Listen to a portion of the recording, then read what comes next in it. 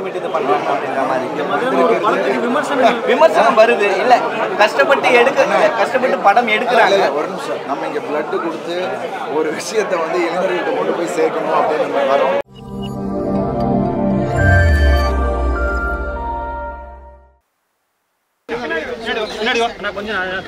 பின்னாடி போயிட்டு நல்லா எடுக்கலாம்.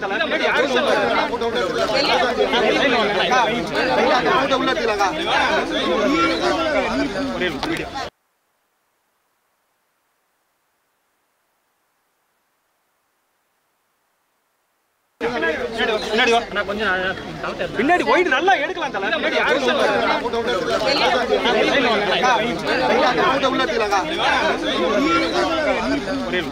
வணக்கம். பிறந்த நாளை ஒட்டி ரசிகர் மன்றம் மூலமாக எல்லாமே தமிழ்நாடு ஃபுல்லாக நிறைய இடத்துல இந்த ரத்த தானம் ஆர்கனைஸ் பண்ணியிருக்காங்க. ஐ திங்க் வருஷம் இதை பண்ணிக்கிட்டு இருக்காங்க. ஸோ அவங்களோட சேர்ந்து நானும் இதை தொடர்ந்து பண்ணுவதில் ரொம்ப ரொம்ப சந்தோஷமாக இருக்குது. ஏன்னா இது வந்து ஒரு நிறைய யங்ஸ்டர்ஸ் இப்போ கொடுத்துக்கிட்டு இருக்காங்க. பட் இதை பார்த்து இன்னும் கொடுக்காதவங்க நிறைய பேர் கொடுக்கணும் அப்படின்றதுக்கான ஒரு விழிப்புணர்வுக்காக தான் இதை பண்ணிகிட்டு இருக்கோம். ஏன்னா ஹெல்த்தியாக இருக்கவங்க யார் வேணால் நம்ம ப்ளட்டு கொடுக்கலாம். ஏன்னா அது எவ்வளோ ஒரு முக்கியமான விஷயம், எவ்வளோ தேவைப்படுது எல்லா இடத்துலையுன்றது நமக்கு அந்த முக்கியத்துவம் தெரியும். ஏன்னா மேம் சொன்ன மாதிரி ரத்தம் வந்து பிளாஸ்மாவாக நிறைய தேவைப்படுது. இப்போது நிறைய குழந்தைகளுக்கு தேவைப்படுது. ஆக்சிடென்ட் கேஸாக இருக்கட்டும், நிறைய டிஃபார்மிட்டி, நிறைய ஆப்ரேஷன் அப்போ நமக்கு ரத்தங்கள் தேவைப்படுது.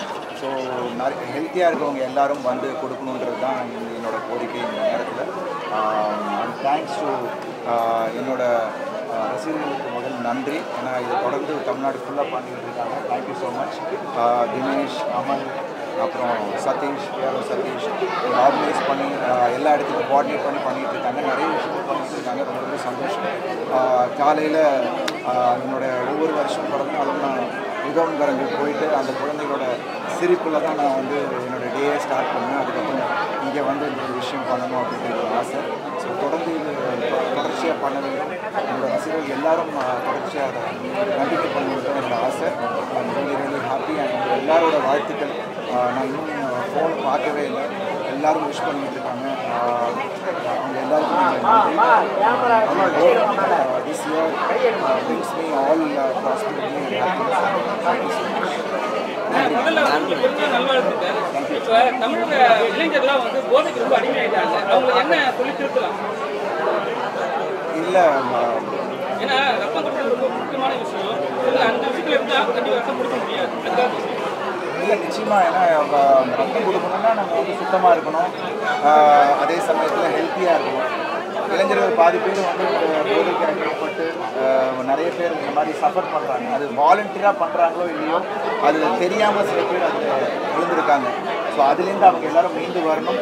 அது மீண்டு வர்றதுக்கு பெற்றோர்களும் நம்ம நண்பர்கள், அவங்க கூட இருக்கிற நண்பர்கள் வந்து அதுக்கு வந்து பக்கபலமாக இருந்து அவங்க உடனே அவங்க வெளியில் கொண்டு வரணும். நிறைய பேர் வந்து அதுக்குள்ளே மூழ்கிட்டு அவங்க எப்படி வர முடியாமல் வர்றதுன்னு தெரியாமல் இருக்கிறாங்க. ஸோ அந்த ஒரு இதில் நம்மளாம் தான் கூட இருக்கிறவங்க ஹெல்ப் பண்ணி அவங்க அதை வெளியில் கொண்டு வரணும். யாரும் தப்பு பண்ணணும் பண்ணுறது தெரியாமல் பண்ணுற தப்பு அது வந்து அப்படியே அடிக்ட் ஆகிடும். அது பண்ணக்கூடாது. இனிவரும் காலங்களில் இளைஞர்கள் எல்லாருமே வந்து அது மனசில் வச்சுட்டு நிறைய விஷயங்கள் நம்ம பெற்றோர்கள் எவ்வளோ ரெஸ்பான்சிபிலிட்டி நமக்கு இருக்குது அப்படிங்கிறத உணர்ந்து நம்ம வாழ்க்கையை நம்ம வந்து நல்ல முறையில் கொண்டு போகணும் அப்படிங்கிறது. நல்லா ரொம்ப நல்லா இருக்கும். ஃப்ரெண்ட்லியாக இருக்காங்க. நிறைய எல்லா இடத்துலையும் நிறைய ரிசர்ச் நடந்துட்டு தான் இருக்குது. பட் அதெல்லாம் மீறி இவங்க எவ்வளோ கஷ்டப்பட்டுட்டு இருக்காங்க டாக்டர்ஸும் அப்படின்னு அது கூட பார்க்குறோம். ஏன்னா ஒரு எமர்ஜென்சின்னா என்ன டைமாக இருந்தாலும், ஏன்னா என்னோடய குடும்பத்தில் 4 டாக்டர் இருக்காங்க. அக்கா, மாமா எல்லாருமே டாக்டர்ஸ், அவங்க பசங்களும் டாக்டர்ஸ். ஸோ எனக்கு தெரியும் அது எவ்வளோ முக்கியமான ஒரு, ஏன்னா நம்ம ஏதாவது ஒரு பிரச்சனை அப்படிங்கும்போது நம்ம உடல் ரீதியாக அதாவதுனா நம்ம ஒன்று ஆண்டவர் மேலே பாரத்தில் போட்டோம். 2 டாக்டர், கடவுள் வந்து டாக்டர் தான் நம்ம அடுத்த கடவுளாக நம்ம எல்லாருமே பார்க்குறோம். ஸோ அவங்கள நம்ம எல்லோரும் ரெஸ்பெக்ட் பண்ணி அந்த ஒரு தொழிலுக்கு நம்ம எல்லோரும் மரியாதை கொடுத்து அவங்க ரெஸ்பெக்ட் பண்ணுவோம். வணக்கம். ஆக்சுவலாக இன்னொன்று பார்த்தீங்கன்னா, பர்த்டே அன்றைக்கி எல்லாம் வந்து ப்ரைவேட் ஹாஸ்பிட்டல் தான் கொடுப்பாங்க. நீங்கள் அரசாங்க ஹாஸ்பிட்டல் கொடுத்துருக்கீங்க. அது எதுக்காக அரசாங்கத்துக்கு வந்துருக்கீங்க? ரெண்டாவது இன்னைக்கு வந்து பார்த்தீங்கன்னா உங்களுடைய படம் வணங்கான் ரொம்ப நாளாக எல்லாருமே எதிர்பார்ப்புல இருக்குது. ரெண்டாவது ரெட்டத்தலை தலையோட பேரோட வருது. ஸோ அதை பற்றிலாம் எங்களுக்கு இல்லை கவர்மெண்ட் ஹாஸ்பிட்டல் ஏன்னா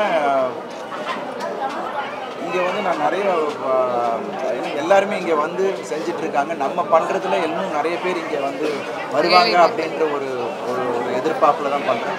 அண்ட் ப்ளஸ் இங்கே எல்லாருமே அவ்வளோ அழகாக நடத்திக்கிட்டு இருக்காங்க. நல்லா அவ்வளோ க்ளீனாக ஒரு விஷயம் இருக்குது.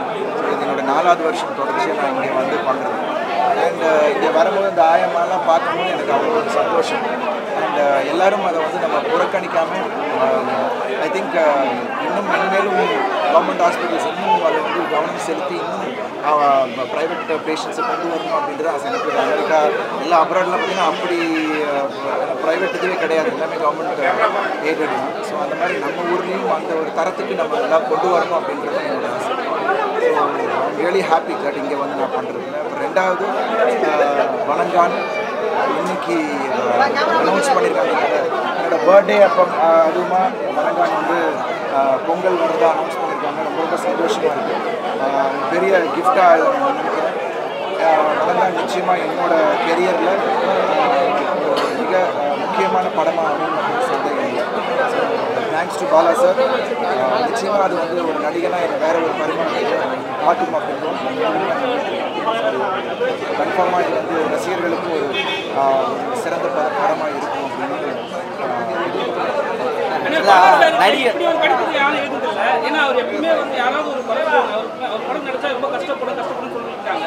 ஆனால் உங்க படிப்புக்கு அது மாதிரி ஒரு விஷயம் பண்ணவே இல்லையா? ஏன் கஷ்டப்படவே இல்லையா? கஷ்டப்படுத்தவே இல்லையா? ஏங்க இஷ்டப்பட்டு பண்ணுற விஷயத்தை கஷ்டம்னு சொல்ல முடியாதுல்ல.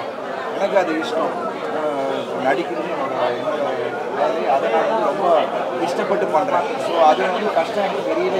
இந்த படம் ஃபுல்லாகவே கஷ்டமே தெரியும். ஏன்னா அவர் வந்து கதைக்கு எல்லாம் தேவை, அந்த ஃப்ரேம்குள்ளே அது இருக்கணும் அப்படின்னு அதை கொடுத்துட்டோம்னா அது கஷ்டம் இல்லை. ஸோ எனக்கு இப்போ என்னை பொறுத்த வரைக்கும் பாலா சார் படத்தில் ஒர்க் பண்ணது இந்த படம் பார்க்கும்போது நிறைய இது எப்படி பண்ணாங்க அப்படின்னு ஏற்கத்தக்க சில விஷயங்கள் இருக்குது. பட் அதெல்லாம் வந்து ரொம்ப இஷ்டப்பட்டு பண்ணேன். எனக்கு அது கஷ்டமாகவே தெரியல. And thanks to Bala sir, wonderful experience. So என்னை பொறுத்த வரைக்கும் நம்ம எல்லோரும் தமிழ் சினிமா ரசிகர்கள் எல்லாருமே அப்படி ஒரு இயக்குனர் நம்ம தமிழ்நாட்டிலும் இருப்பார் அப்படின்னு நம்ம எல்லாரும் பெருமைப்படுற விஷயம். அதை நம்ம வந்து அவரோட படைப்பு மூலமாக நம்ம பார்த்து அவரை போட்டு ஒரு ரசிகனாக வெரி ஹாப்பி. வணங்கான் படம் அதுதான் இப்போ சினிமா துறையில் பார்த்தீங்கன்னா டெய்லி பார்த்தீங்கன்னா இதெல்லாம் நியூஸே வந்துட்டு இருக்கு. ஏன்னா இப்போ படம் புதுசாக இப்போ கங்குவான்னு ஒரு படம் வந்துட்டு சூர்யா சார். ஸோ அதை பார்த்தீங்கன்னா நெகட்டிவாக அடித்து அந்த படத்தையே காலி பண்ணிட்டாங்க. அவங்க எதிர்பார்த்ததோட ரொம்ப மட்டமாக ஆயிடுச்சு. ஸோ இதை பற்றி என்ன நினைக்கிறீங்க? ஏன்னா ஜோதிகா வந்து சமீபத்தில் போட்டிருக்காங்க இது வந்து திட்டமிட்டு இது பண்ணுறாங்க அப்படின்ற மாதிரி விமர்சனம் வருது. இல்லை கஷ்டப்பட்டு படம் எடுக்கிறாங்க. ஒரு நிமிஷம், நம்ம இங்கே பிளட்டு கொடுத்து ஒரு விஷயத்தை வந்து இளைஞர்கள்ட்ட கொண்டு போய் சேர்க்கணும் அப்படின்னு நம்ம வரோம். ஸோ கண்டிப்பாக இது வந்து அடுத்த நம்ம சினிமா விஷயத்தில் நான் பேசுகிறேன். ஸோ நம்ம வேறு ஏதாவது பயனுள்ள விஷயமா பேசுகிறேன். ஒரே ஒரு விஷயம், வணங்கான் தான் ஃபஸ்ட்டு, அதுக்கப்புறம் ஏன்னா இப்போ வந்து பொங்கலுக்கு வந்து பெரிய பெரிய படங்கள் வந்து கண்டிப்பாக இருக்குது. நீங்கள் ஃபஸ்ட் டைம் வந்து இல்லை எனக்கு மிஷனும் லாஸ்ட் டைம் பொங்கல் ரிலீஸ் தான் நல்ல வரவேற்பு கிடைக்கும். பட் இது வந்த தடவை வந்து வேற ஒரு கதையோடு வரும். ஆடியன்ஸ் நிச்சயமாக இது வந்து ரொம்ப நெருக்கமான ஒரு படமாக ஆடியன்ஸுக்கும் அது போய் சேரும் அப்படின்னு பொங்கலுக்கு நான் பொங்கலுக்கு ஏகே படமும் ரிலீஸ் ஆகுது, தலை படம் ரிலீஸ் ஆகும் போது அது கூட ரெட்டத்தலையும் உங்களுடைய ஜானரில் வருது. அதனால் நீங்கள் என்ன சொல்ல? ரெட்டத்தலை இப்போ இல்லை, வணங்கான் தான் உள்ளது.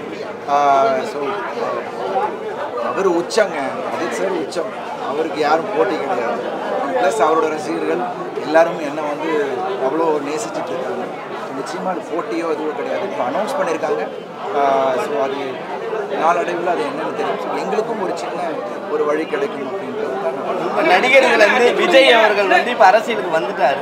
ஸோ அவருக்கு என்ன மாதிரியான வாழ்த்துக்கள் ஏதாவது? ஏன்னா எல்லாருமே சொல்லிட்டு இருக்காங்க விஜய் சாரோட அரசியல் பயணம் ஒரு வெற்றிகரமான பயணமாக அமையணும் என்பது என்னுடைய வாழ்த்துக்கள். மற்றபடி ரியலி ஹாப்பி. ஒரு விஷயம் நம்ம ஒரு பண்ண மக்களும் அதை பார்த்துட்டு இருக்காங்க. I hope every thing turns out to be good for ஆனா அஜித் நீங்க படம் பண்ணிருக்கீங்க இல்ல அவர் வந்து ஃபர்ஸ்ட் வந்து டேலண்ட் சொன்னாங்க அதுக்கப்புறம் அஜித் சொன்னாங்க தலை பேர்லாம் கூட்டு அதிகமாட்டாங்க இப்போ ஒரே வார்த்தை நீங்க நடிச்சுதான் கேட்குறேன் இப்போ வந்து அஜித்தை வந்து அஜித்தே கடவுளேன்றாங்க அது நீங்க எப்படி பாக்குறீங்க ரசிக்கிறாங்க அது அவங்க ரசிகர்கள் மனசில் இருக்கிறத அவங்க சொல்கிறாங்க. ஸோ அவங்களோட விருப்பம் அதை நம்ம வந்து அதை பற்றி நம்ம வந்து கமெண்ட் பண்ணுறதுக்கு நம்ம கமெண்ட் இல்லைன்னா என்னன்னா நீங்க நண்பர் சொன்னாங்க நண்பராக எனக்கு சொல்லுங்கள். பர்த்டே அன்னைக்கு நிறைய பேர் போஸ்டர் பர்த்டேக்கு நிறைய ஸ்டில்ஸ் வரும் படம் பேர்லாம் போட்டு உங்களுக்கு 2 மட்டும் தான் போட்டிருக்கீங்க, என்ன காரணம்? இது பர்த்டேக்கு எப்பயுமே பல படங்களுடைய போஸ்டர் போடுவாங்க, இந்த படம் நான் நடிக்க போகிறேன், இந்த படம் வருது அப்படின்னு சொல்லிட்டு. ஆனால் நீங்கள் நடித்து முடித்த படத்தோடைய ஸ்டில்ஸ் மட்டும் தான் வந்துட்டு இருக்குது. ஆமாம், அதுதானேம்மா மக்களுக்கு என்ன அப்டேட் தேவையோ அது போதும். எல்லாத்தையும் போட்டு கன்ஃபியூஸ் பண்ணக்கூடாது எல்லாரும். Thank you so much. நான் எல்லாரும் வந்து